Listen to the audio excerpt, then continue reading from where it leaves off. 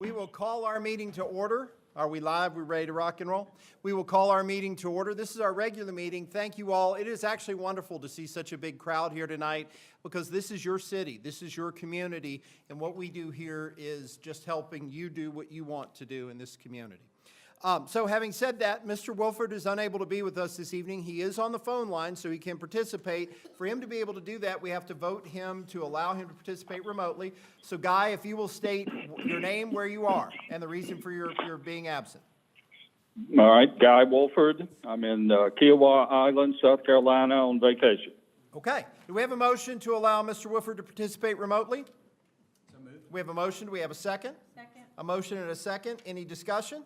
All in favor, please respond by saying aye. Aye. Any opposed? All right, Guy, you're in good shape. I do have your microphone on again, so you are ready to go. At this time, we will ask that everybody please rise for the Pledge of Allegiance. I don't know if I see our veteran crew in the audience, but I will do my best to try to stand in to lead the pledge. I pledge allegiance to the flag of the United States of America and to the republic for which it stands, one nation, under God, indivisible, with liberty and justice for all.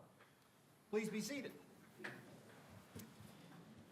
And at this time, we ask that you'll join us in a moment of silence. You can use this time for silent prayer, to reflect on the situations for our city, to reflect on the meeting, or prepare yourself for the work we're about to do.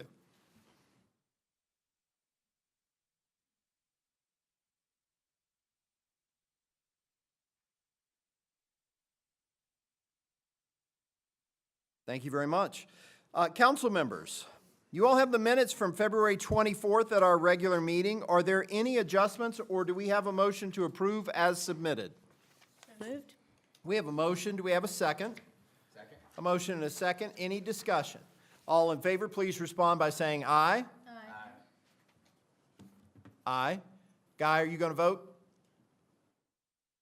I'm sorry, I had it off. I'm an aye. Okay. Any opposed? Okay.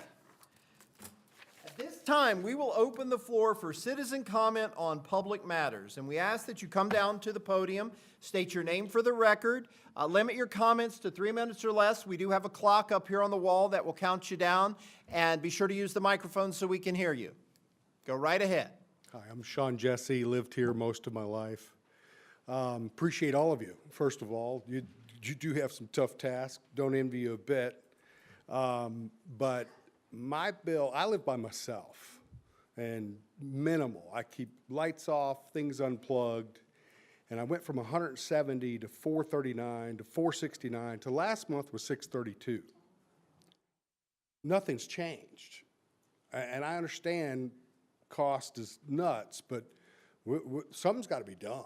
It's just too much. I can't do it. Or I love this city and I don't want to move out. But I'm looking because it's like, okay, what can we do? Where can we go? What do we got to do? Talking about Montgomery County, my sister and mom live there. I don't want us to become Montgomery County at all. It is the highest taxed county in the state, above Northern Virginia. That's nuts. Don't want to go there, don't want to be there. I would like for the council to look at, and this is going to step on a lot of toes, but I've been known to do that, looking at the upper echelon of administration for the city.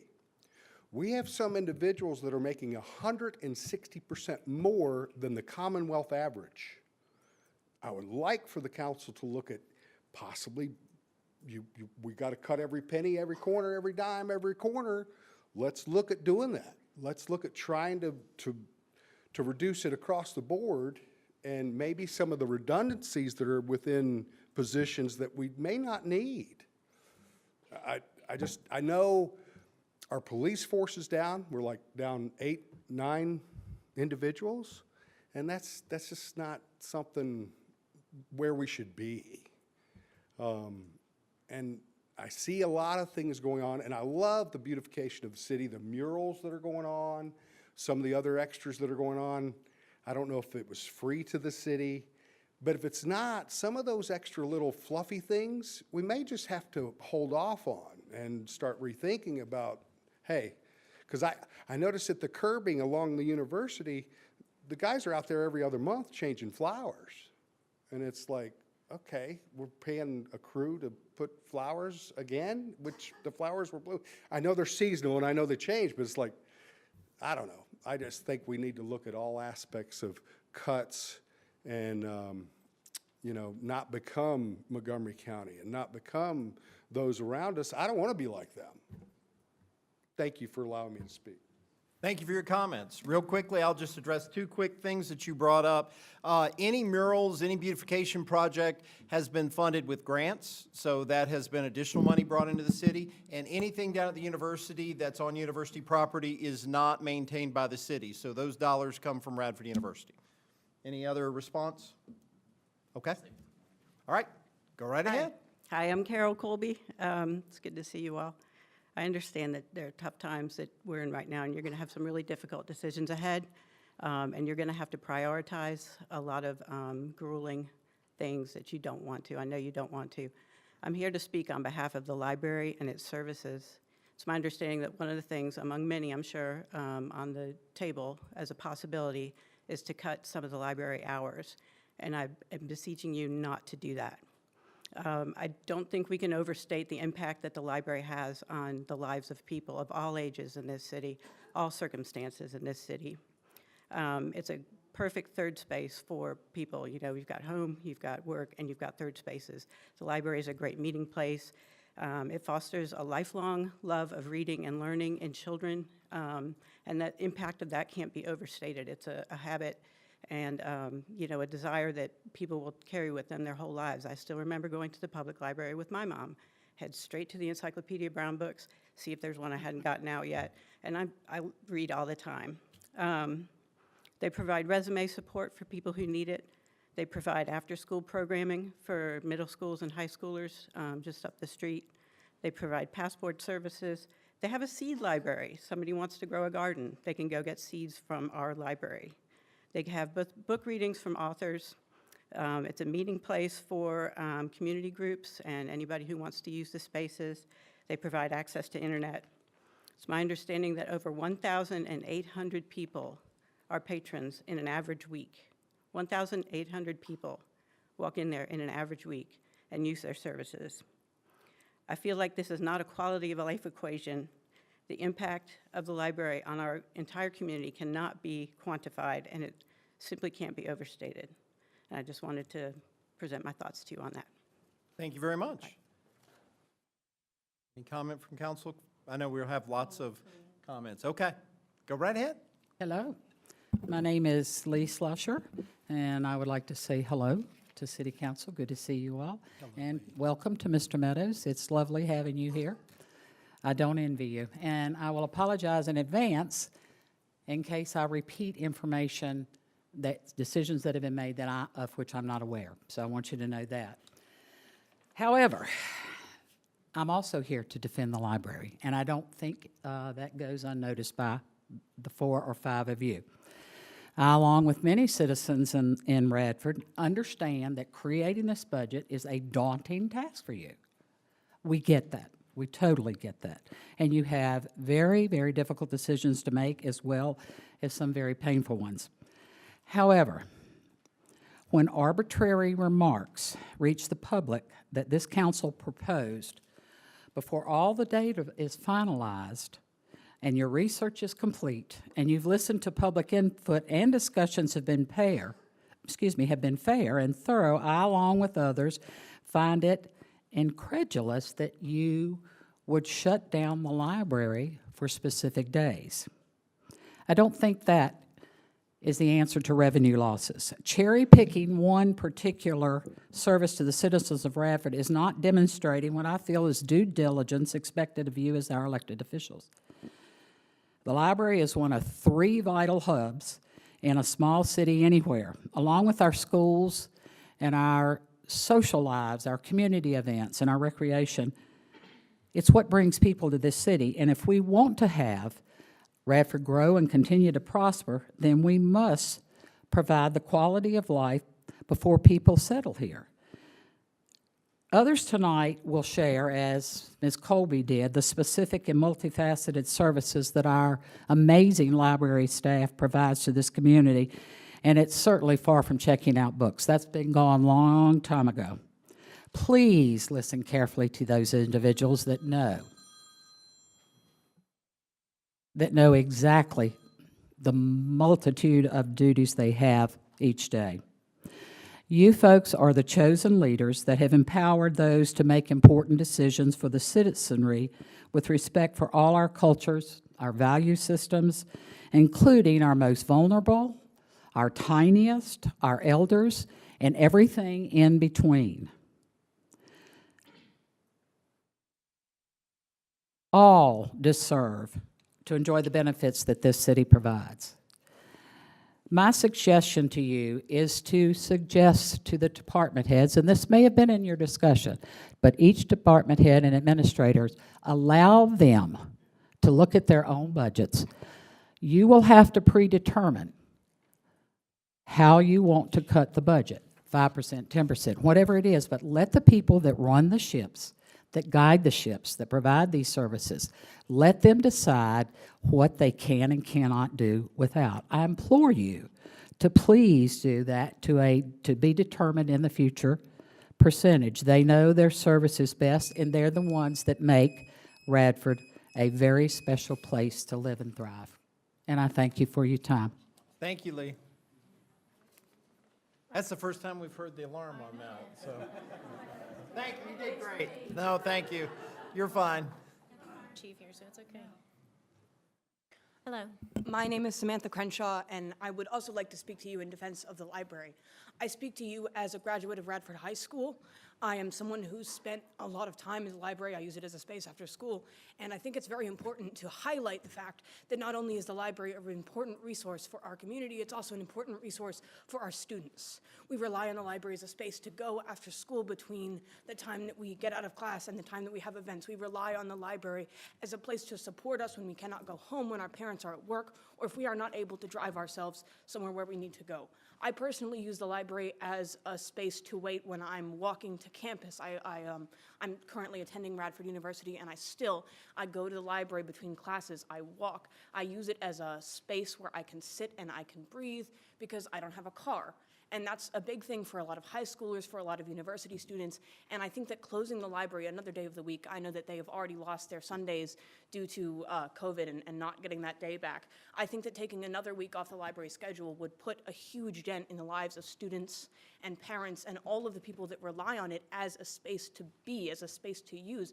And it's more than just a place of learning. It is a community center. It is an important resource. It's a home for many. And I think as a band member and as a swim team member and as a student, I would like to stand firmly in defense of the library and just emphasize how important it is as a resource to the community. Thank you for your time. Thank you. Hey y'all, I am Lori Murphy. Y'all know how much I love getting up here and speaking. I've been a resident here for 22 years. I have been reading the articles. I know what's going on. I understand a lot is out of your control and there's a lot of facets. I'm here to defend the public library. I've watched this city squander so many opportunities to ensure revenue for our city. I've witnessed funds, resources, time, and energy wasted. Upkeep to unnecessary meetings is now necessary. Shoddy repairs that cost twice as much in the long run. Downtown initiatives that have been thrown away. I've seen the city hire and vote in incompetent and underqualified individuals.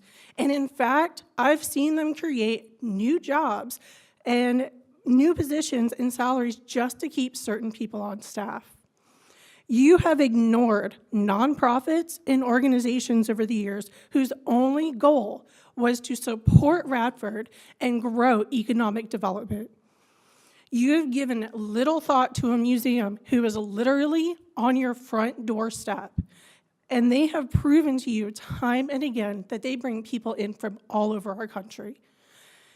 These are just some examples of how you've ignored boosting our economy and therefore bringing revenue into the city. And now you want to punish the citizens of Radford for your mismanagement. You want to rip away necessities from our children. The Radford Library is vital. These employees have risen above their paychecks time and again. They show up to events. They engage with the community. They offer resources to everyone who needs them. They offer an inviting space for our children after school, snacks for those who are hungry, computers to those who don't have any. They offer free learning courses, books, movies, activities, arts, culinary, social, and education. These are all vital aspects to life. How nice it would be to be so privileged that you don't even recognize how important the Radford Library is and that they are the glue that keeps this community together. So I urge you, instead of punishing the youth and citizens of Radford by cutting funding or hours from the library, you should be thanking their staff, and you should be urging the community to utilize their resources. Thank you. Thank you, Lori. Hello, council members. My name is Courtney Amos, and I am a lifelong resident of Radford. For the past 28 years, I have used the services at the Radford Public Library in many different capacities. First, being brought as a toddler by my mother, who had just moved away from family and needed somewhere safe to take her little girl. Second, coming to the library every day after school in middle school and high school for activities, creative writing lessons, and just a safe place to be when home and school may not have been as safe. The library has always been my home away from home when I had no hope. I know so many of us Bobcats who would not be the same, or truthfully even here with us today without the services and the support of the wonderful part-timers and librarians at the Radford Public Library. As a former employee of the library during my college years at Radford University, I can't stress enough about the skills and complete kindness the library has taught me. This has led me to my current position as communications manager for several New River Valley nonprofit organizations. Many of our local nonprofit agencies, their staff, and clients use the library as a safe place daily. And I ask our council members what the alternative would be for many of our human services agencies and the wide variety of clients they serve in the New River Valley.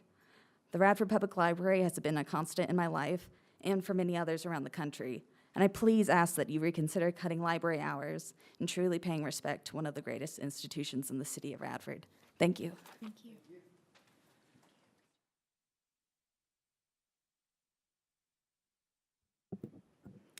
Hi, my name is Lissa Bloomer. I have lived in Radford for 23 and a half years, own a small business here, and have raised my 3 children here. Finn was 5 and Riley was 1 when we moved here, and my youngest, Tommy Louise, was born here in Radford. We joke that Tommy was born in the library, but the truth of it is the Radford Public Library helped me raise my 3 kids. Our library offered a place of education and refuge for my children.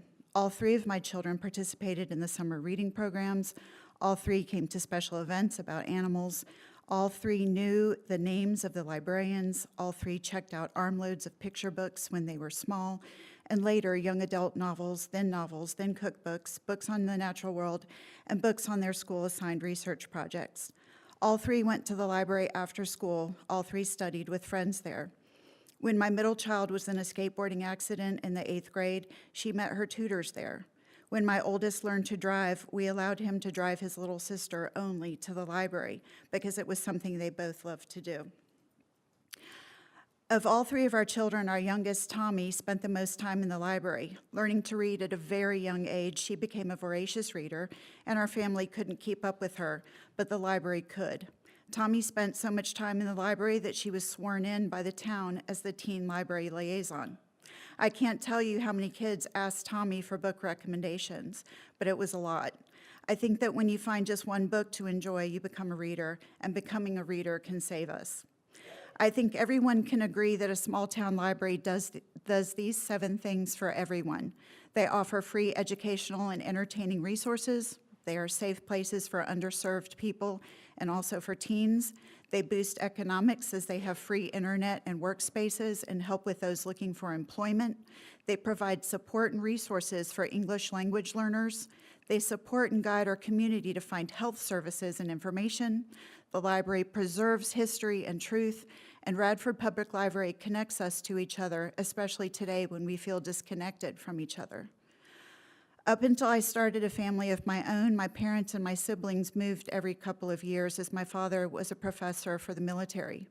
Every time we moved, after my parents set up the stereo and the speakers, we would go to our new town's library. I knew I was home when I met the librarians and found my favorite books in the new town's library. I knew I would be okay. 2 more seconds. Yeah, 2 more seconds. Just quickly finish up. Albert Einstein said the only thing that you absolutely have to know is the location of the library. And there's an old saying, when in doubt, go to the library. I don't know who said it, but I do know that times right now are filled with doubt and a little bit of hopelessness. The library is a place where our doubts are resolved, or at least they're a place of imagination and dreams. If the library's hours are cut, even by a few hours, I think our community will feel cut off just a little bit more from our sense of hope. So please, let's not agree to cut hours in the heart of our community. Thank you. Thank you. And I will ask, I know we let her go just a little bit longer. Please try to keep it to 3 minutes. We do have a big group here that wants to share their thoughts. So if you hear the alarm, please wrap up your thoughts. Thank you so much. Hi, so my name is Tommy Bloomer. You just heard a little bit about me, but I'd like to tell you a little bit more. You may have heard me speak at my graduation 2 years ago, and I have one regret regarding that speech, and that is I did not thank the librarians. So I'd like to take that time now to say thank you to all of the wonderful librarians who are here in attendance today. I feel I owe so much of my current academic and social success to the library. I'm currently here on spring break from RIT. So my sister taught me to read when I was 3 years old, here at the library in Radford. Since then, I've read every day, finding it calming when I am stressed, exciting when I am bored, balming when I am sick, and joyful when I am well. I have more memories of reading than I do anything else. I can say with the utmost certainty that the library was a second home to me. In fact, I spent so much time there that was where I experienced my first breakup. Further, I am not sure that I would have overcome burnout in high school if not for floor time at the library and having Dave tell me to do my homework when I needed to get it done. As the teen liaison, I witnessed firsthand just how much work and how much care goes into providing Radford with the wonderful community space that we currently have in the public library. I take free access to information to be one of the primary tenets of community and an educated populace, and an accessible public library is paramount to maintaining that ideal. Perhaps it does not seem to you that reducing the hours would significantly change that, but this is a slippery slope, and I fear that we would lose the library entirely if we continue to cut hours. Radford needs community, and slashing the hours at the library would only serve to sever the bonds that do connect us together. So I implore you to think of what is truly best for the community in these trying times when making this decision. Thank you for your time. Thank you.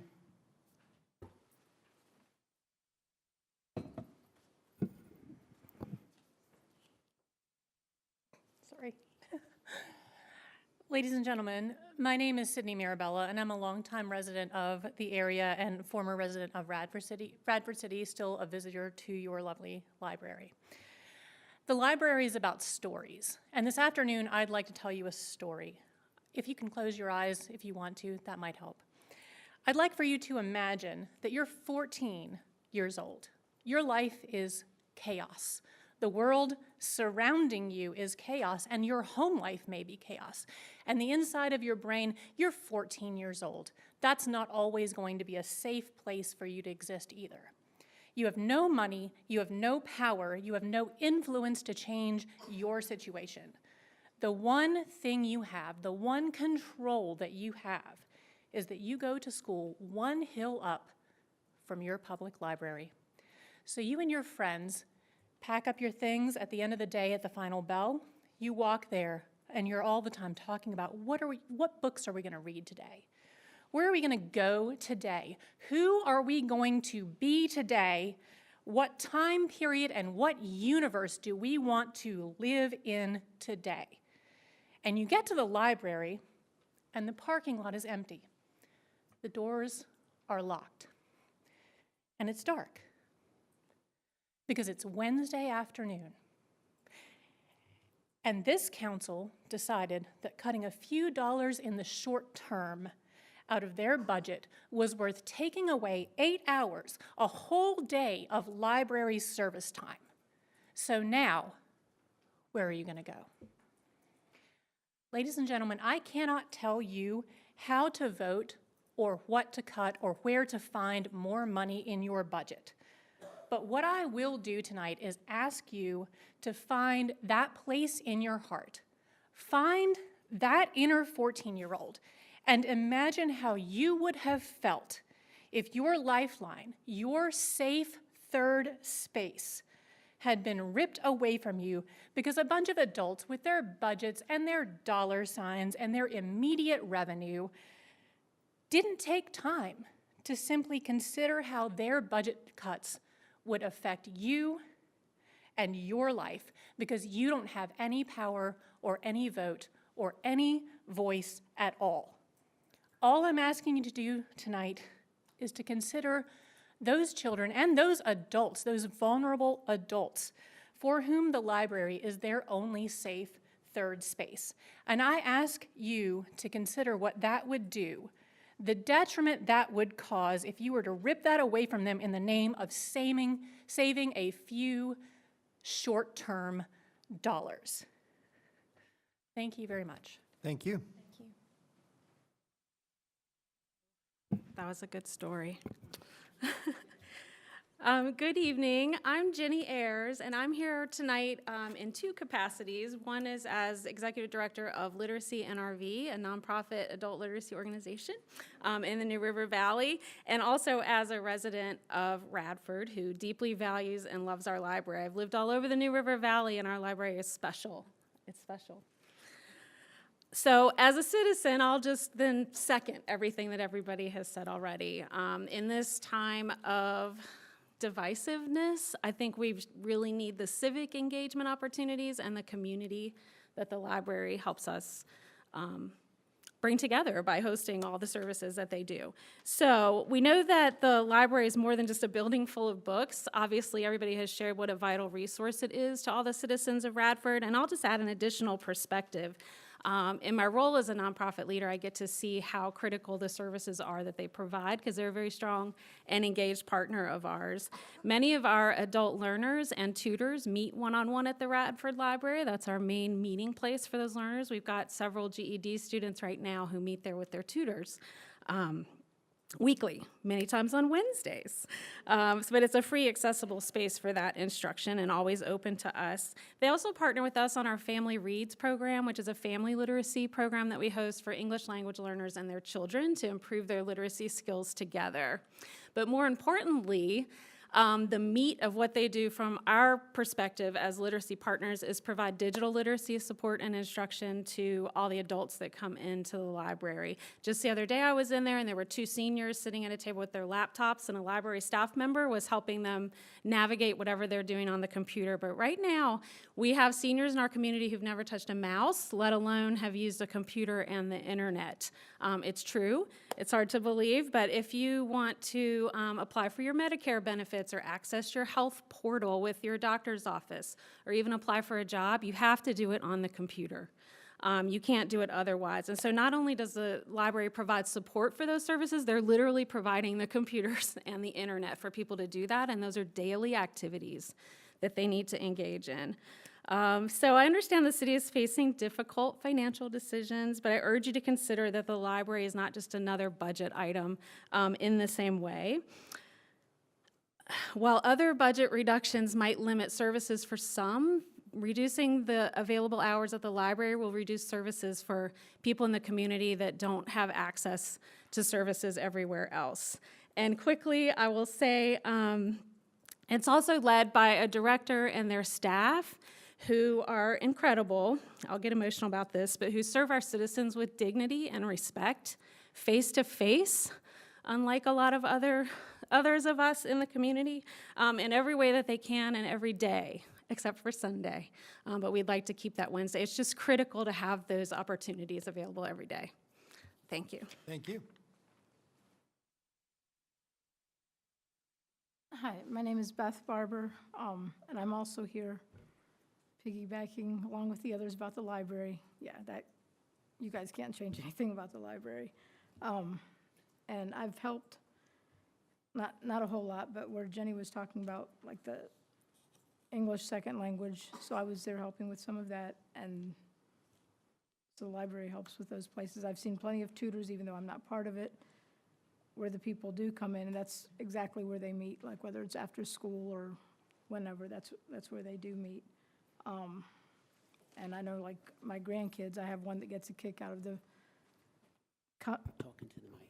Oh, okay, sorry. Okay, so I have one granddaughter that gets a kick out of all the competitions that they have with the reading, and she wins her little gifts. And where Miss Jenny was talking about seniors who come in there needing help with their laptops and that kind of thing. I'm not going to look over there because the library people are probably all smiling because I'm that person who always needs help with something. And then I see the homeschoolers, you know, those families with their kids coming in there. Now, for me personally, I don't know where else I would go, like for the faxing things, printing things, having things notarized and copying. I was actually up there right before here. That's why I was a couple minutes late coming in here. But yeah, you can't change anything with the library hours. And I mean, after school, you see those kids come in there. I don't even want to know where some of them would go if they weren't able to come down the hill into the library. That's a scary thought. So, thank you. Thank you. Good evening.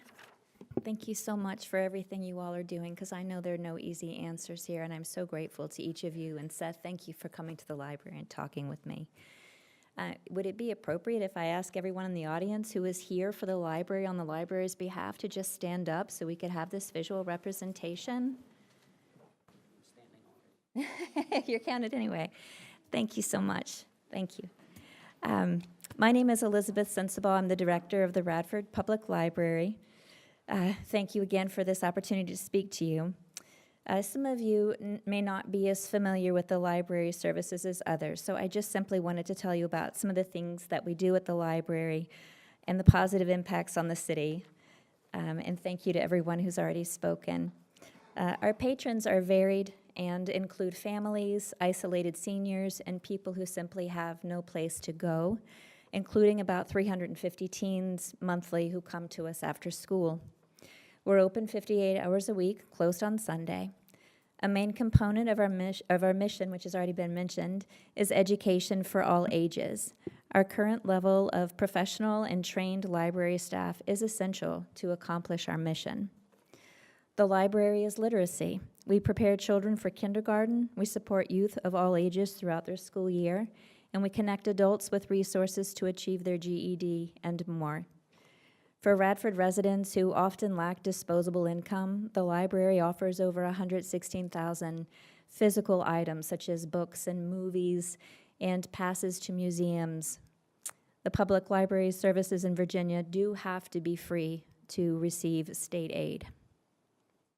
With an eye on strained finances, we've been saving and returning significant amounts of the library's budget for the past several years. I know that's been discussed. In 23, we returned over $117,000 from our budget. In 24, we returned over $88,000, and this year we're definitely prepared to return at least $72,000 and keep looking to do our part because we're part of this. We're part of Radford. We have to make sacrifices as well. And that $72,000 would not be impacting our library staff or our business hours. To continue to receive state aid, additional loss of funding needs to be equitable across other departments, and I can see they're doing that. The State Aid Board will determine in June if they will continue to fund us for FY26. Last year, 83,000 patrons visited our library, and they borrowed over 84,000 physical items. Our library is very much used, and I think you're hearing that tonight. And we have leaned heavily on our fundraising volunteers, our lamplighters, for program expenses. And this year they doubled the amount that they give the library.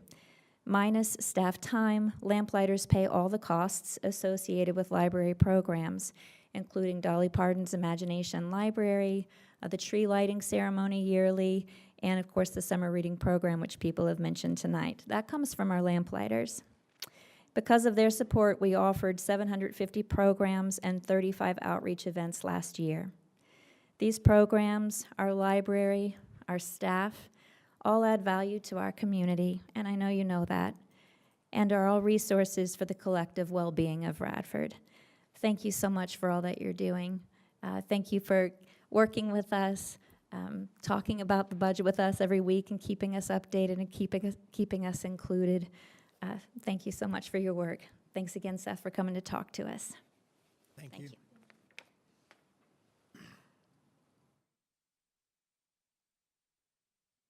Countdown. Hi, I'm Jonathan Pirro. I live at 1815 Grove Avenue, just up from the library. Please do not make any cuts on the library. I'll just make it as simple as that. Well, what's really got me interested are these numbers. 0.01765, 0.02359, 0.03018, 0.056087. Now, it may not seem like a lot, but when you add that to your wholesale price cost adjustment, I think, I'm not really a mathematician, but it's somewhere between 175 and 200% increase in terms of that. So I know some guys in New York City, Jimmy and Tony would be envious of that loan shark. So I don't know what we have to do about AEP or whatever. It's ridiculous. A lot of people who are on fixed incomes, what do? Do they get a 200% increase in their Social Security, let alone if we have that in the next couple of years? So I know I may be preaching to the choir, but at least you can sing along with me. So thanks so much for your work and everything, and it was enlightening, I still got some time, about what AEP is really doing to everybody. So we need to speak with our representatives and cut this off, because this is ridiculous. I mean, believe it or not, close to 200%. So, thank you. Thank you. Hi, I'm Michelle Lenhart, but it's Paul Lenhart who wanted to talk. So, go ahead, big man. Hi, my name is Paul. I'm 5 years old. I like the library, so please keep it open. Anything else you wanted to say?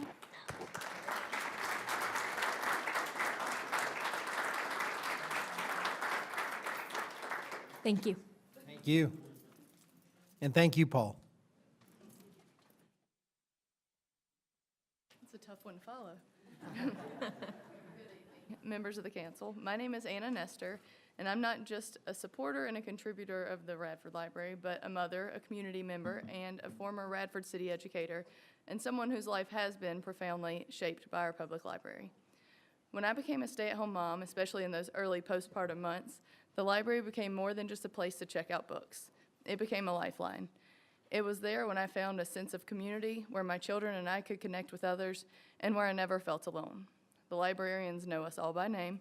They took interest in our interest and are able to suggest books to my children and what they love and what I love, and they welcome us with smiles and open minds every time we walk through the door.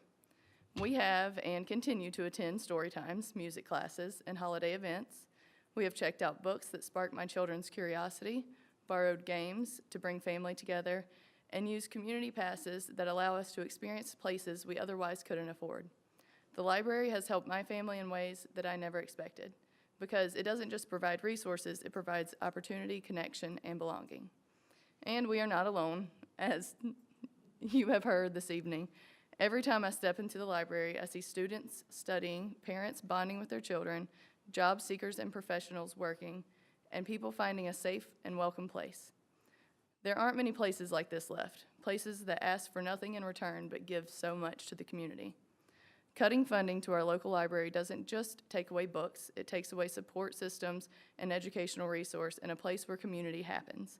Please keep our library fully funded so it can continue to serve families like mine and so many that depend on it. Thank you for your time. Thank you.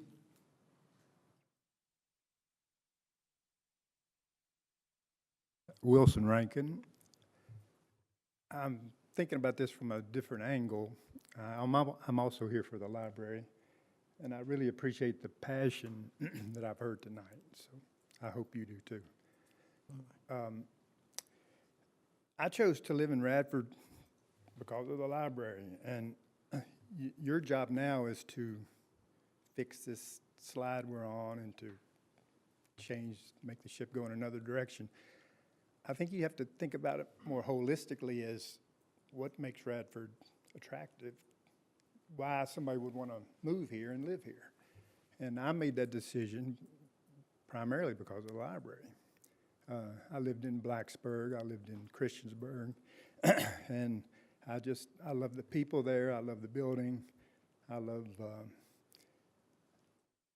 I chose to live here, and I think over time I've given more to this community than I've taken.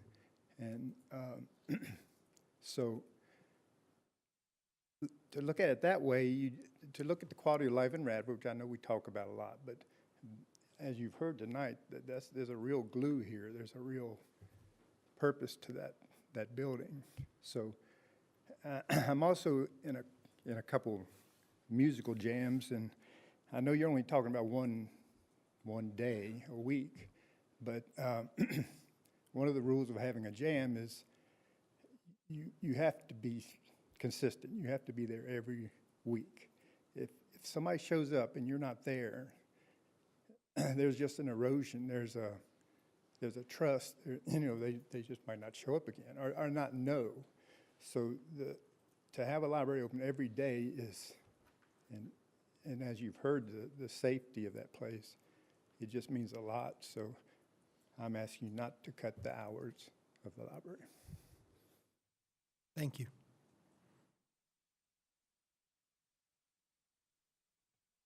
Hi, my name's Maria Woods, and I've been listening to City Council since you guys started streaming in 2020. I didn't just jump on board here a few weeks ago because we were talking about cuts. And I'm grateful for the opportunity to tune in. While I've always been vocal about the city budget and spending and related issues, tonight I want to express support. You guys have a tough job ahead of you. Our city's in need of saving financially. And I don't believe it's really ever been a cash flow problem. And everyone's going to need to contribute to the effort. I'm paying higher taxes and utility bills just like everybody else in the room. And the city has to do its part by cutting the budget. It seems that council thought this process had already been started, but it really hadn't been. I knew there were really never cuts. There were really never any cuts. They were only phantom cuts where we removed line items.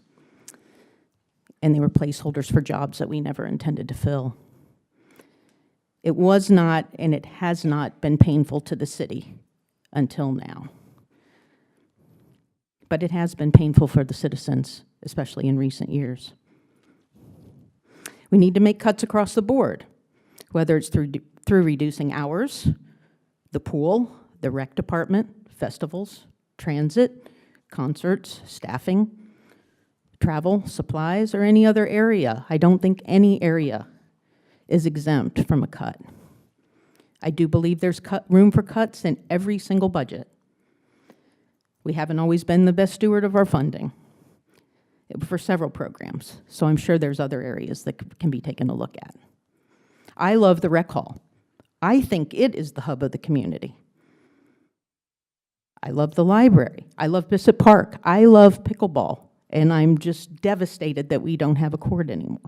But I understand I'm not going to get that back right now. I feel the backlash against the library and a potential cut really isn't justified. I love the library. I love story time with my children. I think it's great, but it's not immune. And it's not being cherry-picked. I know you're looking at every single program. Just this week, we found that the library is able to give back about $70,000. That's huge, and I'm grateful to our director. I truly believe that every budget has areas that can be trimmed, and we must take those actions as necessary. And if we don't act, it's hard to imagine that if we became a county that already had a library, that continuing to fund a town library would not be in their budget. That's the hard reality I think we're facing.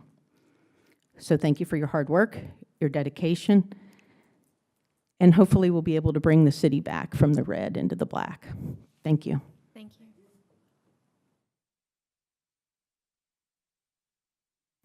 Good evening. My name is Bruce Mahan. Thank you so much for the opportunity to speak with you this evening, and we appreciate all that you're doing.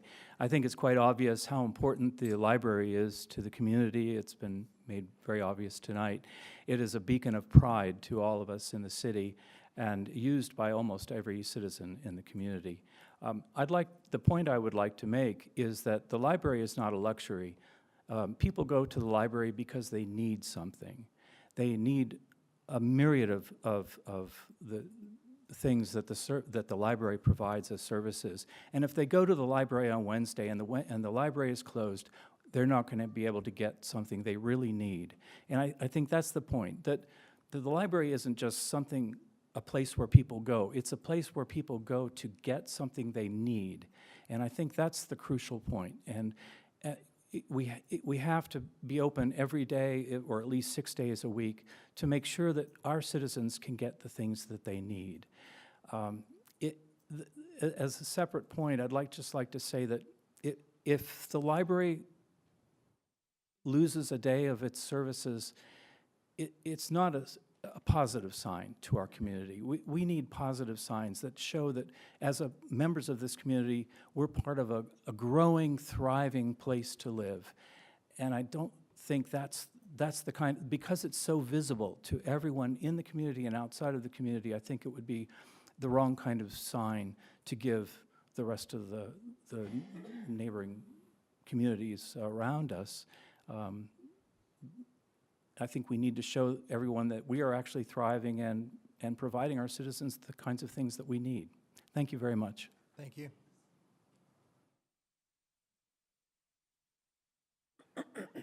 Jay Caron, first time here. My wife and daughter both encouraged me to come tonight, and I've lived here for about 15 years. We've heard a lot about what the library has been and has done. I would like to open a discussion about what the library will be. It is an investment in our well-being and the forward momentum of our great city. It's an investment in the knowledge of our community members. It's an investment in the relationships that will be developed there in the future. It's an investment in the well-being of students that may not have other options for pursuing their self-development and mental health. It is an investment in the most vulnerable members of our community that may not have other options for engaging in community issues. It's an investment in our ability as a community to navigate difficult and uncertain futures. It is an investment in the future of our children. It is an investment of our teens. It is an investment in our entrepreneurs, public servants, politicians, mothers, fathers, and future community members. The tasks that librarians do not magically disappear because you schedule fewer hours. This is an investment in our city's public servants being able to be responsive to their citizenry. It's an investment in our citizens that need answers but don't know where to find them.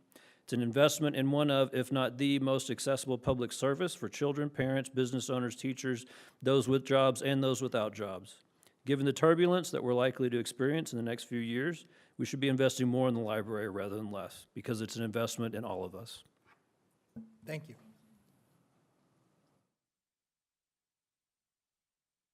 Hello, my name is Connor Compton. I'm the owner of 2016 4th Street here in Radford. I'm not here to speak on the library today.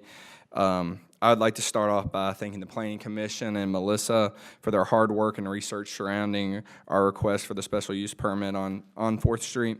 I'd also like to thank the council for their time and ask that they take the recommendation of the Planning Commission to approve the request. I asked as a young man looking to build his first home, to start a family here in Radford and to grow roots here and have a family. This would allow me to be able to afford to live here. And that's the sole reason I'm doing this, is to be able to afford to live here. And I want to be able to join this community. And I just want to say thank y'all again for your time. Thank y'all. Thank you. Okay, before we close the public comment section, is there anyone else who has a comment that they'd like to make? Going once? Yes, ma'am. Come on down if you would. If there's another comment, come on down. Anise, you're welcome. Come on down. We just want to make sure everybody can hear and understand who all's sharing information.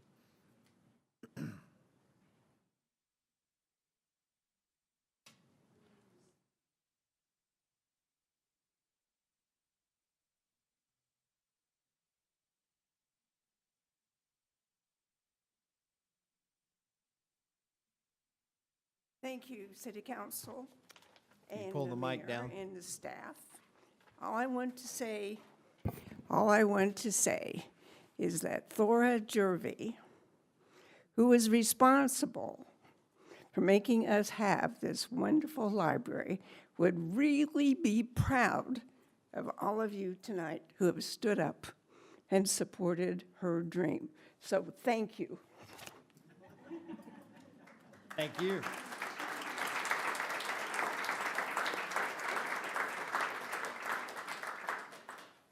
All right, this is the last call for citizen comment time.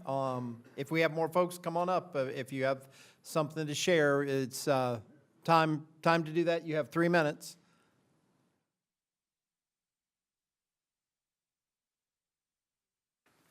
Is this comments on any issue? It's comments on any issue. Just please state your Okay. name for the Sorry record and about keep your that. comments to 3 minutes or less. Okay. Mayor and council members, my name is Karen Simpkins Wills. And we have 146 signatures opposing the special use permit for a duplex at 2016 4th Street. In 1998, there was a special use permit application on Oakland Avenue, which was denied by the council. There are no duplexes in this R3 zone at the present time. Regarding the Planning Commission is relying on 408 and 410 Beverly Street as a precedent to support their approval of the special use permit located at 2016 4th Street. The homes located at 408 and 410 are not duplexes and should not be used as a precedent through a formal Freedom of Information Act, which I have requested and confirmed. There was no special use permit application existed for this property. I have spoken directly with the property owner, the developer, who confirmed they did not obtain a special use permit for such a duplex classification. These homes are two single-family homes on two lots that share a joint wall. My concerns are as follows: lack of transparency, current precedent application, equal protection concerns, and my legal concerns. In conclusion, I believe in the importance of predictable, transparent government and hope the council will address these concerns promptly. Given that there is a current special use permit application before the council that appears to be leveraging this irregular classification claim as a precedent, I would appreciate a response prior to any vote on the pending application so the record of council can be well established before any decision is made. Thank you for your attention. Thank you for letting me speak. I appreciate it. Thank you. Are there any other folks who want to make a comment? Come on down. We'll get another line going if we need to.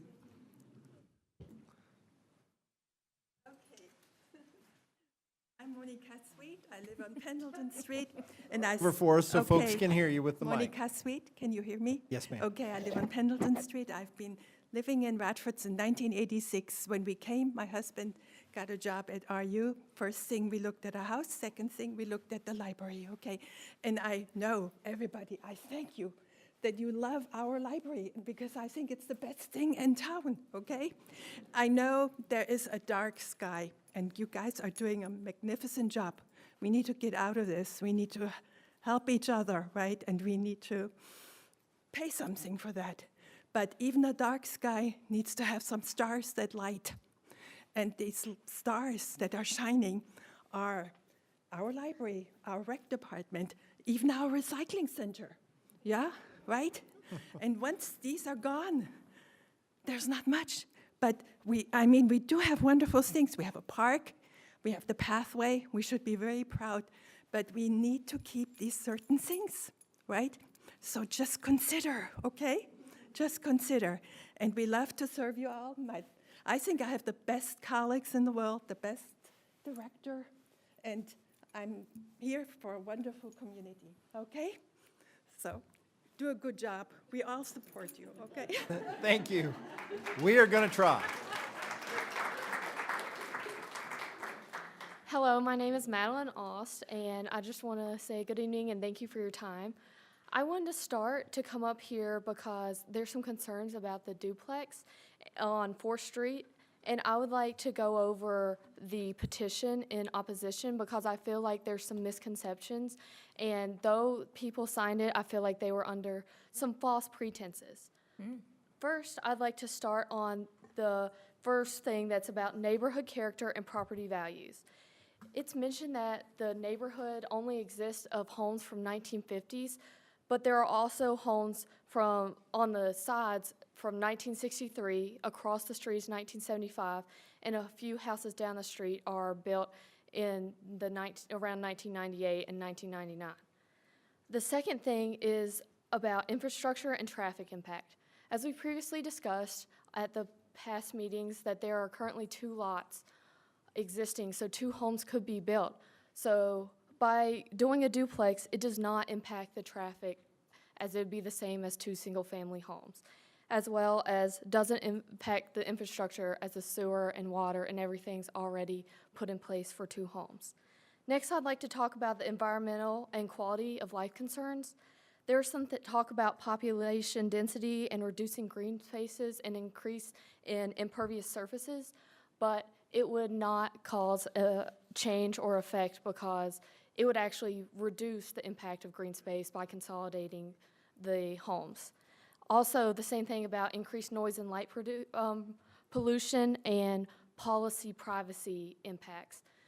As it becoming a duplex, consolidating the homes, it would actually impact the neighbors less by increasing the setbacks of the home and putting it on the center of the lot. Next, I'd like to talk about the precedent. There have been other homes that have applied for a special use permit and have been approved.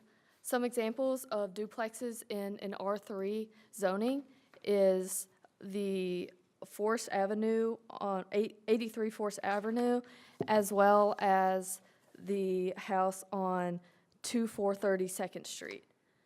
And so there are other known duplexes in this zoning area. I'd like you to please accept the recommendation from the Planning Commission to allow us to move in here and start a family and start a life. Thank you so much. Thank you. Are there any other citizens who have comments on the public matters?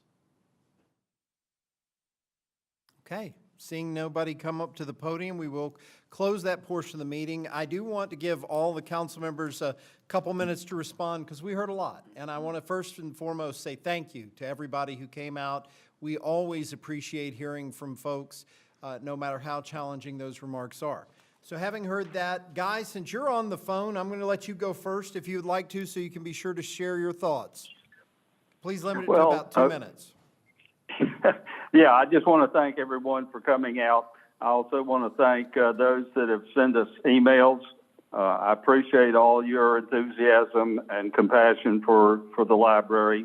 And as I have said in my emails to the answer to those, we're very conscious of the situation we're in, and we're going to give critical consideration to everything we do to try to solve the problems of our finances in the city. So we thank you for your input.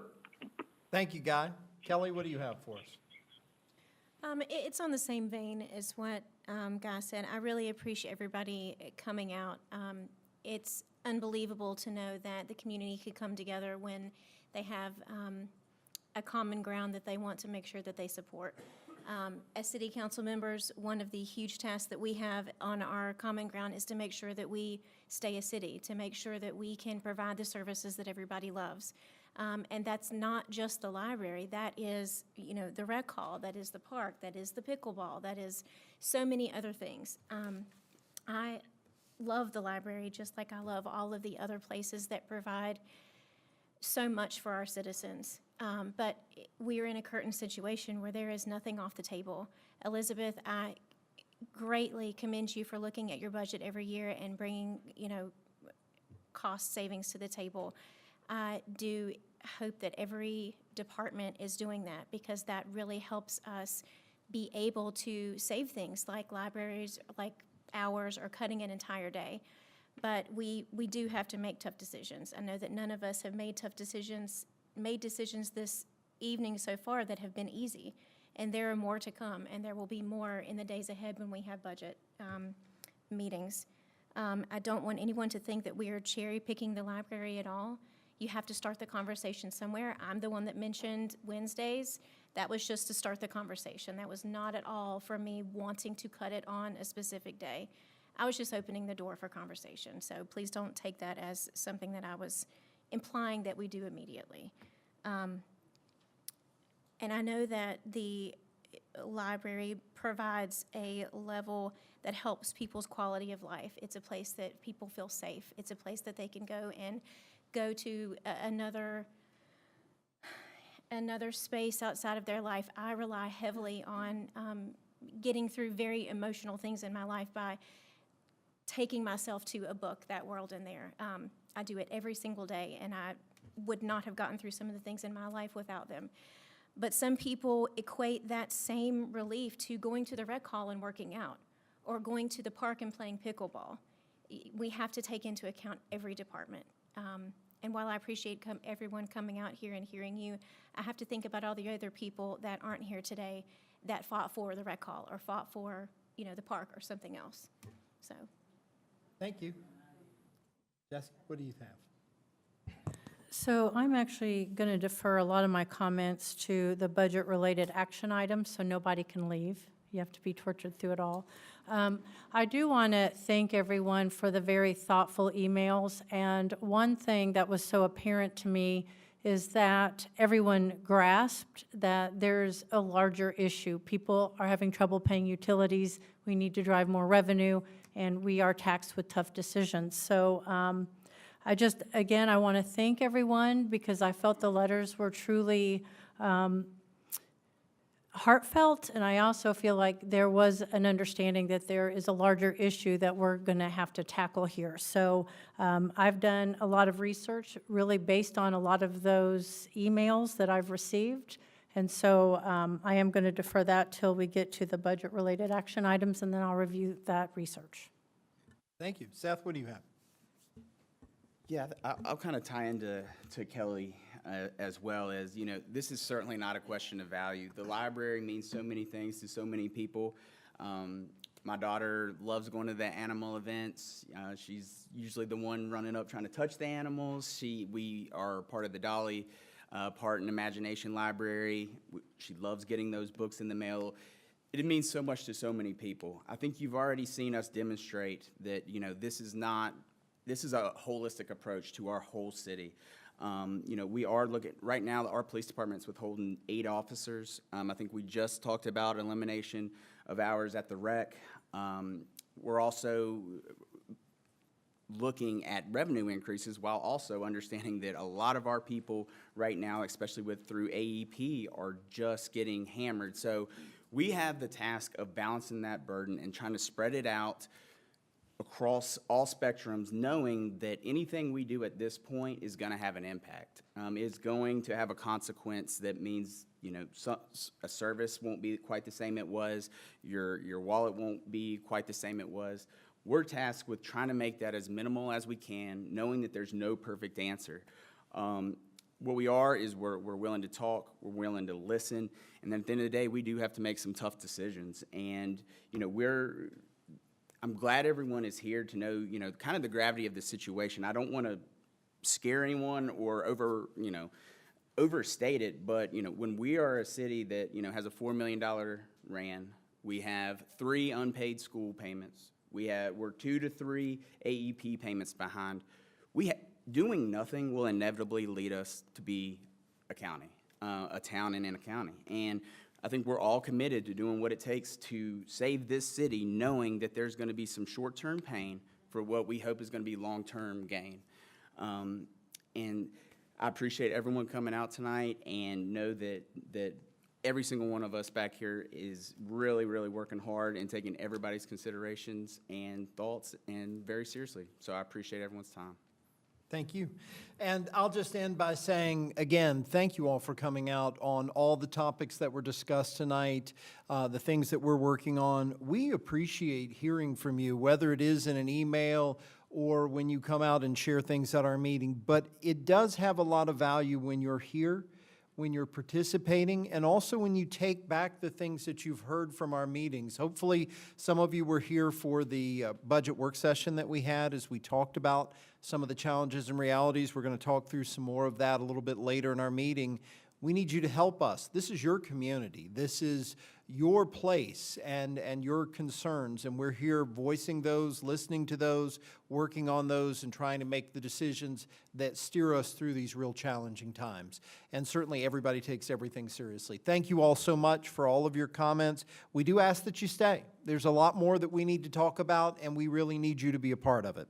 And so with that, we are going to close this portion of the meeting with citizen comments and move on to a couple proclamations that we have. We do want to celebrate some things that are really important. March 16th through the 22nd, 2025 is Emergency Management Professionals Week in the state of Virginia. And we have an incredible fire department and emergency management team. And the event is proclaimed by the General Assembly and the Virginia Department of Emergency Management to show our appreciation for that group. So I'm going to turn to Jessie Foster. She has a proclamation for us. Emergency Management Professionals Week. Whereas the emergency managers of the City of Radford and the Commonwealth of Virginia work tirelessly behind the scenes to build safer, stronger, and more resilient communities in the face of natural disasters, terrorism, pandemics, civil unrest, and other threats and hazards. And whereas emergency managers are the vital link to and between essential services that help communities prepare for, respond to, and recover from emergencies. And whereas emergency managers provide the leadership, management, and operational skills necessary to enable their communities, organizations, and agencies to develop emergency plans and procedures, ensure personnel is adequately trained and exercise plans, provide emergency warnings, notifications, and alerts, and acquire resources to protect lives and property and enhance resiliency to emergency events. And whereas the role of emergency managers in ensuring a safer, healthier, and more resilient community is more important than ever. Now therefore be it resolved by the Radford City Council, do by proclaim March 16th through the 22nd, 2025 as Emergency Management Professionals Week in the City of Radford, and urge all citizens to honor the employees of the City of Radford's emergency management and to recognize their service and commitment to the lives, health, and safety of all who live, visit, and do business in the City of Radford and the region. I make a motion that we accept this proclamation. We have a motion. Do we have a second? Second. Motion and a second. Any discussion? All in favor, please respond by saying aye. Aye. Aye. Any opposed? All right. Thank you very much. Can we have a round of applause for our EMS professionals, please?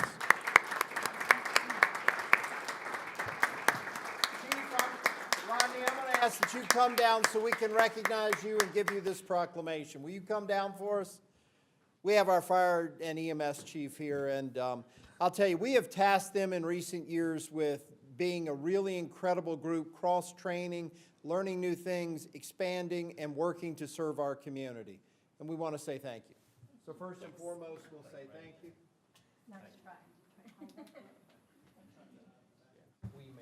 Thank you, sir. Good to see you.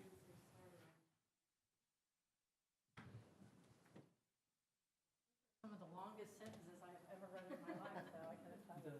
Thank you. Thank you. One more round of applause for those folks.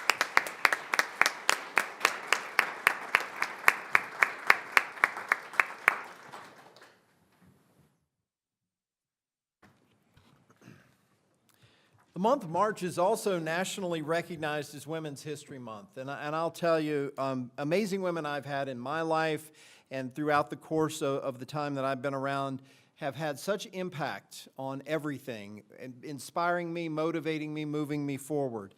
And this designation of Women's History Month highlights the historic and ongoing critical roles that women have made to the economy, cultural and social progress, leadership, workforce, military, as well as equal opportunity.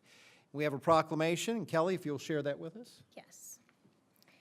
Women's History Month, moving forward together. Whereas American women of every race, class, and ethnic background have made historical contributions to the growth and strength of our nation in countless recorded and unrecorded ways. Whereas American women have played and continue to play critical economic, cultural, and social role in every sphere of the life, by constituting a significant portion of the labor force working inside and outside of the home. And whereas American women have played a unique role throughout the history of the United States by providing the majority of the volunteer labor force. And whereas American women were particularly important in the establishment of early charitable, philanthropic, and cultural institutions throughout the country. And whereas American women of every race, class, and ethnic background served as early leaders in the forefront of every major progressive social change movement. And whereas American women have served our country courageously in the military. And whereas American women have been leaders not only in securing their own rights of suffrage and equal opportunity, but also in the abolitionist movement. I'm sorry. You got it. That's okay. It's been a moving night.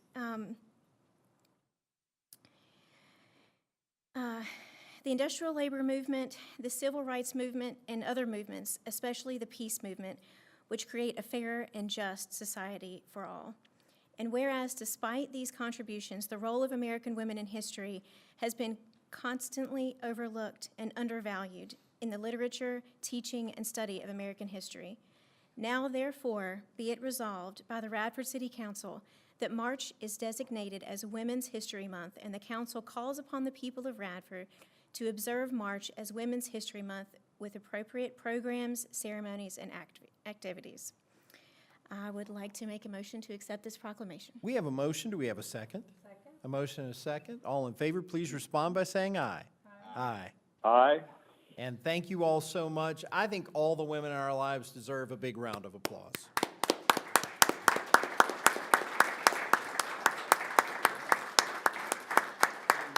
I will say I'm so thankful for all of our leaders, for our staff, for all of the people who make a difference for this community every day. We are very, very fortunate to have such strong women that we work with and that are making history every month.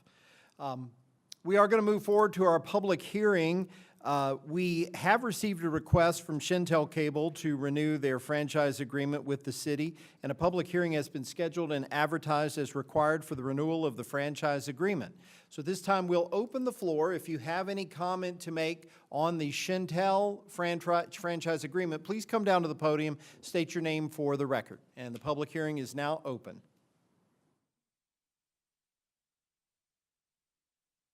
Seeing no one make a mad dash for the podium, we will close the meeting, the public hearing, and move forward to new business, or actually old business, additional old business. We do need to consider the special use permit for 2016 4th Street and moving forward from there. And we have two pieces of business we have to do. Before we get into that, I am going to ask that, did I skip David, over it? yeah, I did. can we I need vote to go on right to it. Chantel? Thanks. Ordinance 1813, the franchise consideration for Chantel Cable. The request is to conduct, maintain, replace, repair, and operate a system of cable and internet access services within the city on roadways, easements, alleyways, and public grounds. The proposal is for a period of 10 years, and each pole attachment is $30 annually. So as such, do we have a motion to adopt ordinance 1813? So moved. We have a motion. Do we have a second? Second. A motion and a second. Any discussion? All in favor, please respond by saying aye. Aye. Aye. Aye. Having heard 4 affirmative votes, we can dispense with a second reading if so desired. Do we have a motion to do so? So moved. We have a motion. So moved. We have a motion and a second. Any discussion? All in favor, please respond by saying aye. Aye. Any Aye. opposed? Okay. Moving forward, now, we are considering the special use permit for 2016 4th Street. I'm going to ask Melissa, do you have anything that you want to share with us as far as anything regarding this before we accept the recommendation from the Planning Commission and then consider the resolution? We've passed pretty much everything that's been presented to us from applicants as well as those who are opposing it. One thing that was specifically spoke to regarding 402 Beverly Street property, when you're looking at planning, looking at zoning, and looking at buildings, we're looking at use. So because something was not done a certain way under a previous code and a previous zoning administrator does not mean the use is not the same.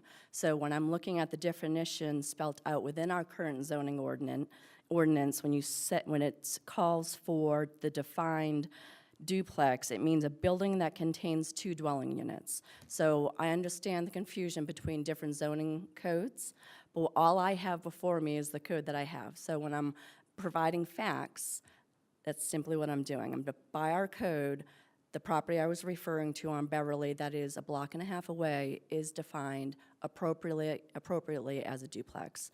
I understand there's some opposition of the use. Every special use permit is looked at per case. This is why we go through the process of having the public hearings and having the Planning Commission's recommendation as well as City Council's. If you have any questions specific, I'd be more than happy to answer. The only other question I have, the vote of the Planning Commission was 5-1, so it was approved. 6-1. 6-1. 6-1, yes, sir. 6-1, and so it was made a recommendation to us that we accept the special use permit. Correct. Okay. Any other questions for Melissa from anybody? Seth, do you have anything? You're on Planning Commission. Anything you want to add or share? I think Melissa's more than given us enough information through our packet, so thank you, Melissa. Okay. And I want those folks who came out and spoke and all those folks who are concerned about this to know all of us have reviewed everything that has been sent to us. We've taken every single consideration in, looked at anything anybody has brought up as a concern, try to get answers on everything, and move forward from there. So we need to do 2 pieces of business this evening. Do we have a motion to accept the Planning Commission's recommendation? So moved. We have a motion. Do we have a second? Second. Motion and a second to receive the recommendation from the Planning Commission. Is there any further discussion? All in favor, please say aye. Aye. Aye. Guy, are you still there? Sorry. Aye. Okay. And then one last piece of business on the resolution for the special use permit. Is there a motion that we move forward with that resolution? So moved. We have a motion. Do we have a second? Second. A motion and a second. Any further discussion? All in favor, please respond by saying aye. Aye. Aye. Any opposed? Okay.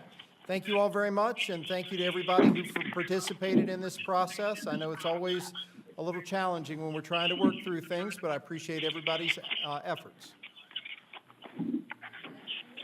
Hey, Guy, will you remute your phone? Thank you, sir. All right, moving on to new business, we have been working on a couple of things for East Main Street. The city applied for VDOT funding to construct a sidewalk along East Main Street from University Drive to Jefferson Street. One bid was received for the project and came in under the initial estimated cost of the project. EC Pace Company had the lowest bid at a cost of $557,846. 80% of the funds for the project will be provided by VDOT. And part of this is a requirement that we do some of these things as part of the paving project and everything else associated. Mr. Meadows, do you have anything you want to add in on that project? Thank you, Mayor. I know that there were some questions about this project, and as we're looking at areas of budget concern, the city's contribution to this project is going to be $111,569. Had we not moved forward with this project, the city would still have an expense of nearly $107,000 due to reimbursement to VDOT for engineering and a requirement that some crosswalks in a previous section would have to be built anyway. So basically for an additional $4,000 at $111,569, we're leveraging a project of $558,000. So I think that makes good sense for the community to do that. And thank you for that clarification. Again, to that point, we're constantly looking at ways to bring new money into the city to pay for some of the infrastructure costs that we have. Sometimes that means we have to have a small matching portion to make that possible. And so this brought in a project. The total value of this project is beyond the sidewalk is significant with the paving as well. Yeah, this is just another phase of the project. We will continue to evaluate those as it moves forward, but for now, this is, I believe, from University to Jefferson Street. Okay. Folks, do we have a motion to award the bid? So moved. We have a motion. Do we have a second? Second.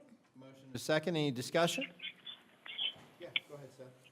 I will just make I am going to support this because the difference just doesn't quite, move the needle, or otherwise I would back out with this because these funds could be allocated on some other resources that I think we're all looking for right now. And I know we've asked staff, and they've come up with this. That is the reason I am supporting this because, backing out with still an obligation to the sidewalks would only be a net savings of $7,000. So I do think that we proceed with this, but moving forward, really looking at all of these, and I would really, really, really like the opportunity to reroute that to something else, but it's just not what we can do. Right. So. Okay. And just to add too, a lot of the projects that we have taken on, we very purposefully have done it in phases. And there are grant opportunities, so certainly if we can get grant funding and it makes sense, then we proceed with that. And if it does not make sense, then certainly we don't, or we temporarily put it on hold for now. Hopefully that won't be for long. But so you'll hear a lot of talk about the phase. So we purposely do these plans where, okay, we can move the mark here a little bit, and then maybe to the next step, but we're always looking for that grant potential to help fund it. Okay, thank you. Any further discussion? We have a motion and a second. We've had our discussion. All in favor of awarding the bid for the East Main Street Sidewalk Project, please respond by saying aye. Aye. Aye. Aye. Any opposed? Okay. Thank you all very much. And again, there's a lot to this. If you have questions about it, ask us, because we're trying to find ways to fund things in the community, trying to find ways to make priority for public safety and for our infrastructure improvement as well. Moving forward, we do have an appropriation ordinance 1802.22 in the amount of $3,500,000 for the Virginia Business Ready Sites program. As you may know, we have been working for years to acquire and develop the West Radford Commerce Park. This is formerly the site known as Virginia Castings, previously known as the Radford Foundry. For many years, this was a vacant site that didn't have much activity for the city. We have been working to change that, and our staff has done a wonderful job working with the Virginia Business Ready Sites program to receive $3.5 million in a grant to help support removal of any contaminated soil and concrete on the Foundry site that then will allow us to further develop that for economic development and other activities that can bring in revenue and other needed necessities for infrastructure in the city. So, Mr. Meadows, you got anything you want to add to that? The only thing I'll add this evening is there is a 25% match. However, the city has met that match through the purchase price of the property and the utility upgrades that will be needed to serve a potential customer. So there is no cash outlay for that match. Again, trying to bring in additional money in the city to sow the seeds for future activity, for future revenue to come in. So having said that, is there a motion that we move forward and approve appropriation ordinance 1802.22 in the amount of $3.5 million? So moved. We have a motion. Do we have a second? Second? A motion and a second. Any discussion? All in favor, please respond by saying aye. Aye. Aye. Aye. Having heard 4 affirmative votes, we can dispense with a second reading if so desired. Is there a motion that we do so? We have a motion. Do we have a second? Second. A motion and a second. Any discussion? All in favor, please respond by saying aye. Aye. Aye. Any opposed? Okay. We've talked a lot about budget this evening, and in our work session. Yes, sir. Mayor, may I interrupt? I made a mistake, and I guess understood when we were voting on the 2016 4th Street permit. I thought we were accepting something, and I would like to change my vote to a no on that. Okay, that's fine. So we did receive the bid, receive the report from the Planning Commission. Were you a yes or a no on that? That's receiving the report. I'm voting no on the approval of the special permit. Okay, so you're a yes on the report and a no on the approval. Sure. Okay, thank you. Okay, we've been talking budget a lot. We had a special work session before. In that work session, we already took one action that we can repeat here this evening. Staff had identified $941,000 in cuts. The manager, our department heads, and members of staff have identified those across pretty much every sector of the city's budget. We went on and approved that. We made a request that we also look at the drop center and any additional savings through contracts and things along that line. Are there other budget-related action items we would like to consider this evening? So this is where I come in. After our last meeting, I, too, was concerned about the library and the cut of library hours. And so I decided I was going to do some research because most of you sitting here, 99.999% of the time, we're in alignment on our viewpoints, but I like a little bit of research behind me before I sat here today. And so I first was like, well, I'm going to examine to see what the libraries are doing around us. Let's see what their hours are.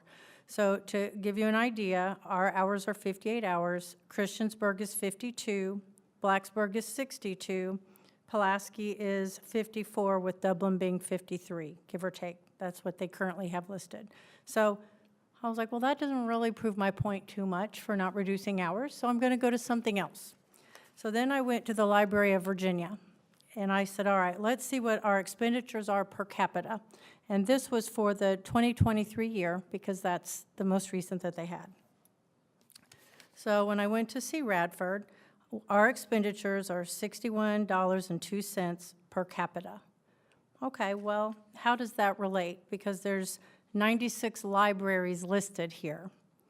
And what I found is that there were only 10 libraries in the state that actually had more expenditures per capita, and 3 of those were within a penny or two of us. So I want to just point out that there is a broad stroke being, made right now that this community does not support their library. And I can tell you that the data doesn't back that, and I was looking for data to back that. So I was a little surprised with the information I too was finding. So I thought, well, okay, that's not going to work. What else can I look at?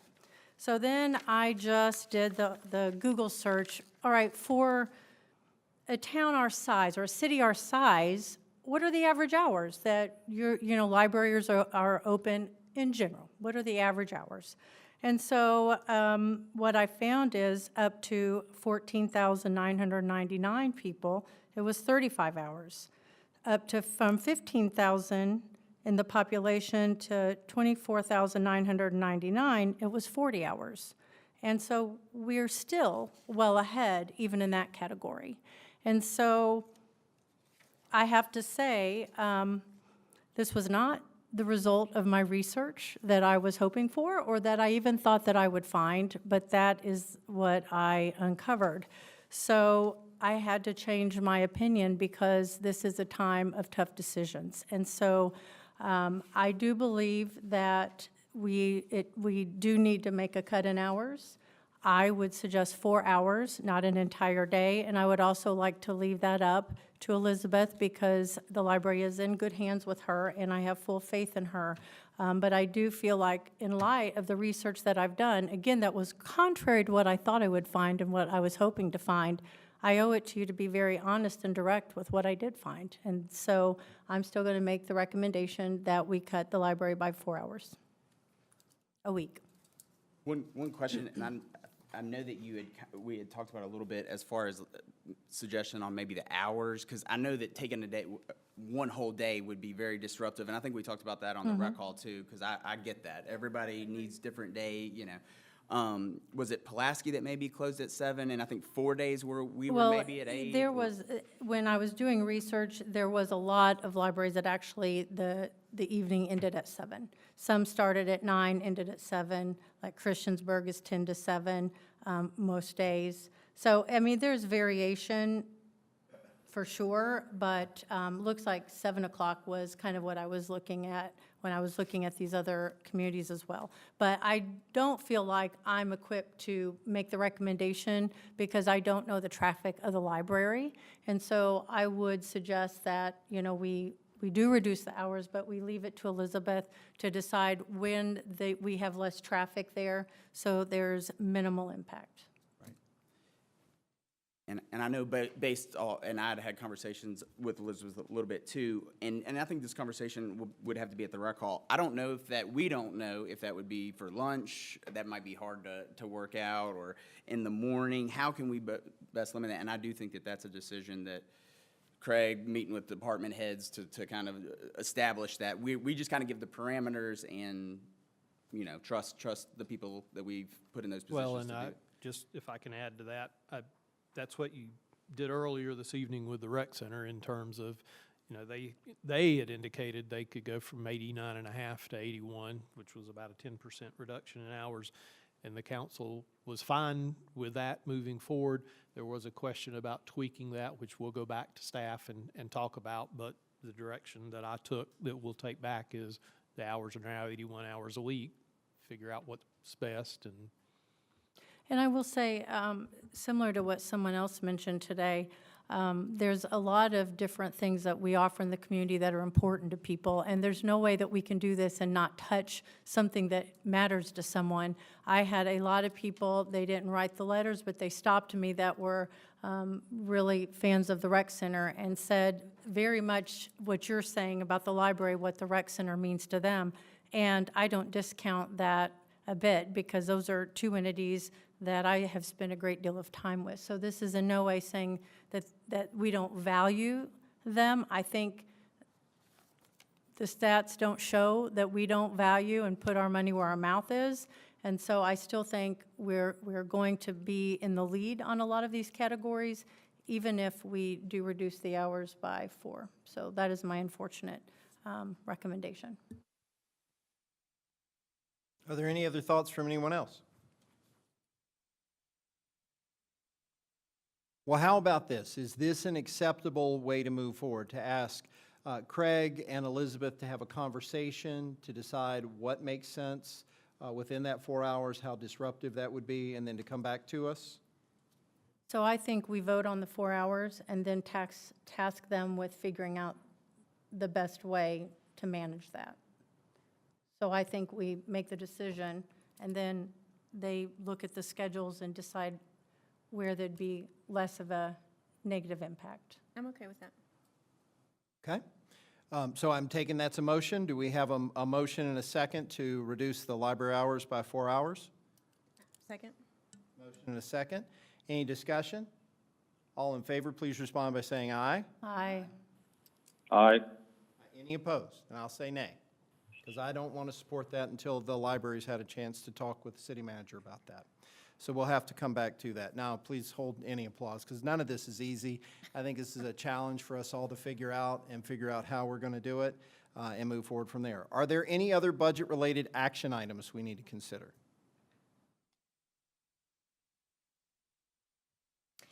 Did we ever get a consensus on what the aquatic center agreement was?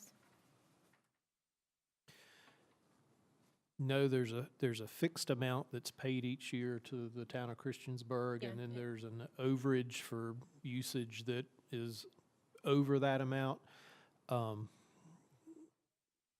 I have not had an opportunity yet to reach out to the town manager to talk about what options there may be to renegotiate that. Okay. But what I've picked up as a consensus is you certainly want us to have staff look at that and see if there are opportunities for savings there. Yeah, I would like to see if that's an option. Yes, ma'am. Thank you. Yes, ma'am. Well, and again, I would like to see it when we have our new director on board to have a conversation to see how that can be managed and worked through, because I think all of this is important, and I'm very appreciative of all the discussions with our department heads, because they're the ones who have to make this work. And I think that's part of the challenge, is how do they make all of these things work? Are there any further budget-related action items we want to consider tonight? I just want to review, so when it comes to curtailing the drop center hours, we're going to get additional information on that from you. What I've heard is looking at curtailing 3 days a week, what that would save. Okay, So we'll have perfect. that. And I know we also had on the list eliminating brush collection. I wrote that down as well. Yes, Okay, ma'am. perfect. I'm I'd just, also like to see the rates on the budget collection, because that is a piece that we charge for. Is Right. that correct? Yes, there is a collection associated with brush, but there's also quite an expense in dealing with the brush. Right. And seeing what if you, and I know it won't be perfect, but if you could kind of give us, so we could look at that, yeah, I agree. Yep. Yes, sir. Okay, anything else on the budget this evening? And I will ask that outside of what we've talked about, gosh, there's a lot of information we want to gather and more information we want to move forward with, but we are trying to get into the budget presentation and get some things done. So if we can limit it to what we've talked about for now, see what we come back with. We will have another meeting next Monday to further discuss the budget and where we are. Some of these questions will hopefully be answered by then, but then to make sure that we're where we need to be to allow the staff to get the budget ready, because we've got to work on that budget cycle that starts this summer. And so we've got to work on all of that. Mr. Meadows, do you have anything else you want to add this evening? Well, in light of the hour, there are a couple of things I want to add. First and foremost, as you're well aware, we're in the midst of budget season now.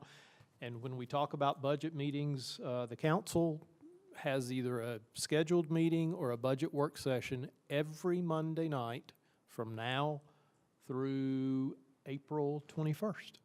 So if you don't have anything else to do on a Monday night, feel free to come on up. We'll be talking budget. Some of it, there'll be other business some nights as well, but a lot moving forward with the budget. The plan right now is for the formal presentation of the fiscal year 2026 budget to be presented on Monday, March 24th. And I want to reiterate, that is a change. That is moved back from the published budget schedule, and part of that is because we're trying to manage so much of this at once, and Mr. Meadows is going to have that for us on the 24th instead of the 17th. Yes, thank you. And that is at what time? Just so everybody knows. Set You want that to be at 24th 5:30? needs, we need to go earlier because I think we're going to need more time that evening. The 7 o'clock even is the do normal meeting. Like 5 or 5:30 is, we had 5:30 scheduled when it was going to be next week. Right. So if you want to keep that 5:30 5:30? timeframe. I think that's what we need to do. And if you guys want, we can always move the work session next week to 6 if that works better, or keep it at 5:30, whatever. What's the pleasure of council? I prefer 6, just because I'm 6 is coming from fine. Blacksburg, but We'll make the 24th, we'll make the 17th work session at 6, and we'll make the budget presentation on the 24th, 5:30. Is that, okay? You've mentioned several times about the new director for Parks and Recreation. He's actually been in town several times and already talking to staff about various opportunities. His first official day is next Monday, so we're excited to have Charlie on board with us. One of the things, as I've mentioned, that's going to be a focus for him, that's been a focus for Parks and Rec staff already, is continuation of getting the city's rec facilities along the river put back together. There's been a lot of activity down there. I actually have some updates, but I hadn't had a chance to get them to you to share. That's moving along well. I will certainly share that with everyone so that you can be apprised as to how that's coming. You know, that has been one of the impacts when we talked about looking at areas that we could reduce this year's budget. Hopefully, we're going to get a good portion of those funds that have been expended back from FEMA for that damage, but right now that's having to come out of the city's 25 budget. And I know that's at least 350, but I think we're moving up closer to $500,000. Is that correct? What's the latest number? Do you know, just in ballpark? Rec or All of it. everything? Yeah, it's I mean, it's like $1.5 million, I think. That we've expended or that we're going to have to? Over time, yeah, total damages. Okay. No, that we- So I not mean, that's a current big that we've part of this expended, too, but because yeah. hopefully that money is going to be reimbursed to us. And you've been working with all the reimbursement on that, correct? Yeah, so I even spoke with FEMA today. So they have site inspectors scheduled to come out in April, and they'll look at our Parks and Rec facilities and those and evaluate those. They're already moving forward with some of our other expenditures, like just debris cleanup and admin costs, right? So trying to get us some initial reimbursement on those things that are easier to reimburse us on without the inspectors and stuff having to be here. That's helpful. We're on it. Last comment I want to make tonight, and it's, some folks have already left, but I want to just share with you that I think this council should be very proud of this community. And one thing I picked up tonight is the passion that is in this community. I picked it up before I even started as the interim. There's a lot of passion and pride here, and you know that means that at times there's going to be difficult discussions and certainly differences of opinion. But I can't tell you in my observation over the years how many communities that are out there that are disinterested and just don't care. You have public hearings and nobody shows up. You talk about the budget, you have a public hearing and nobody shows up. So it's wonderful to have people to come out and express opinions and concerns. And, you know, I'll just say many times that's not always going to go the way that citizens want it to go. That many times there'll be, I'm sure, very difficult discussions among the five of you about what you want to decide. The key thing that I want to stress, I've stressed it to council, I want to stress it to the public, is make sure as you're looking at positions and decisions, make sure you have accurate information. You know, I've seen so many times over the years that people pick up something they saw on Facebook or pick up something they saw somewhere and use that as a basis. The city's website, we will publish everything we can related to the budget. We'll publish everything we can related to the decisions that are made in meetings. Keep yourself informed. And as long as folks are informed and making good arguments for or against, that's a wonderful thing. Absolutely. Thank you, That's all I sir. have. Thank you, sir. Guys, since you're on the phone, why don't you go ahead with any final thoughts you have for us? Well, I think I'm going to pass on thoughts for tonight. Okay. All right. Thank you very much. Seth, what do you have? I don't have much tonight. I do want to thank staff for, I know you guys are putting in countless hours to get us all, books worth of information to try to make really hard decisions. So thank you. And even today, Jesse and I met with Melissa, and she drove us around to look at some of the properties that the city owns so that, we're trying to think outside the box. I mean, there's no option or stone unturned in this process that we're doing. And some of them are unfortunately not going to be popular, but I do know that we're committed to making this city the best it can be, getting it to where we want it to be. We might be in a storm now, but I appreciate everyone that's working with us. Appreciate council for all the time they're putting in, and that's all I have tonight. And thank you to everyone who came out and expressed their opinions and let us know emails. I do think you made a good point, Craig. The city, it does care. Their citizens do care, and that is a good thing. So I'll leave it at that. Thank you. And if I can, Mayor, if I can tag on, I had it written down and just totally missed. Citizens, thank you for that, because the citizens absolutely are engaged and involved. I wanted to point out, too, that 10 of the city's department heads were here tonight. Absolutely. Not because anybody told them to be here. Matter of fact, several of them asked me, well, do you think? I said, absolutely. It's important for them to hear what, they already know that, but it's important for all of us to be involved and hear the information. And 100%, anybody that wants to come to the meeting, I hope they will come. Because these are long meetings, these are challenging conversations, but we'd rather have you be a part of it than not. You have anything else? Jesse, what do you have? All right, so I'd like to go over what I've been up to. So I had a chamber meeting, very successful fundraiser. They are now planning the golf outing, so they're on to something else. Kelly and I, we sit on the amphitheater board with RU, and so we did have the conversation with them that the city right now, we were not going to commit city finances to the amphitheater. they do know that that's going to be a pivot. We never committed in the first place, but certainly we're wanting to partnership in other ways. So it does appear the program, the plan is still to move forward with our youth leadership on that. So that looks like the amphitheater is still a go.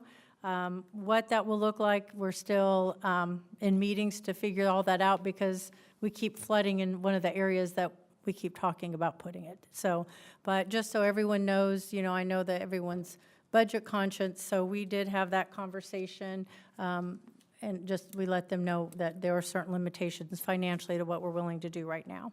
I would like to thank the mayor for participating in the polar plunge. I always say he's representing me too because I do not like cold. I had a meeting with the Rotary and the Heritage Foundation with the Field of Honor. I'm sure everyone can remember seeing up here in front of Glencoe all the flags. We are going to be doing that again, and we're hoping to build on that. So we're going to try to fine-tune the way that we're getting the information out because we feel like there's more people that want to participate and purchase a flag with a loved one's name on it. So hopefully we're going to be distributing the information even better this year. Seth mentioned that we went on a property tour. We mainly want to see what the city is holding because we are under the impression that probably if it's property that can be utilized in a better way than us just sitting on it, then we certainly want to move it. And I think we have a couple options, and we'll be having additional conversations about that. I met with the Heritage Foundation, and they wanted me to let everyone know the Radford City Public Schools art show is on display now. The opening reception will be March 19th from 5:30 to 7. Let's see, the 105th anniversary celebration of the construction of Glencoe with the theme Tea and Discovery will be March 28th from 6 to 7:30. So just a couple little things to be looking for. And oh, well, and then I had a CPMT meeting. So, and I have some information to get to you guys in regards to that budget because that budget, as you know, it fluctuates and there's not much that we can do about that. So I'll be getting the most recent data to you. Thank you. That's it. Mhm. All right, Kelly, what do you have?